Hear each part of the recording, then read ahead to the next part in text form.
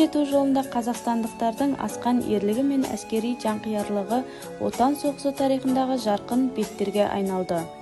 Сондықтан жеңіс күні әрқайсымыздың жүрегімізге жақын. Ұлы отан соғысы 76 жылдан астам уақыт бұрын аяқталды. Ол туралы көптеген фильмдер мен кітаптар жазылған. Дегенмен, бұл соғыс туралы сіз білмейтін мәліметтер жеткілікті. Ұлы отан соғысы 1941 жылы 22 маусымда таңғы сағат 4-те басталды. Германия әскері соғыс жарияламастан КСРО шекарасына шабуыл жасады. Ұлы отан соғысы кезінде КСРОда 43 миллион адам қаза болды, ал Германия жағынан 6 миллионға, сондай-ақ 2 миллион адамның тағдыры белгісіз. Соғыста көз жұмған қазақстандықтардың, жауынгерлердің саны 600 мың. Майданға аттанған әрбір үшінші қазақ азаматы мерт болды.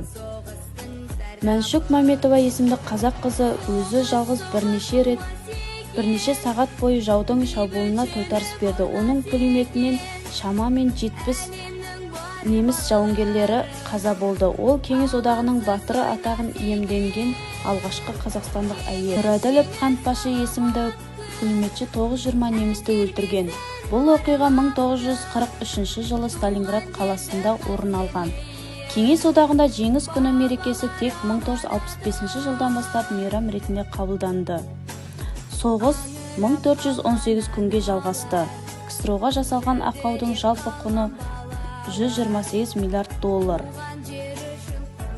Өкінішке орай уақыт сол ұлы оқиғаларға қатысушылардың біздің қатарларымыздан алып кетіп жатыр.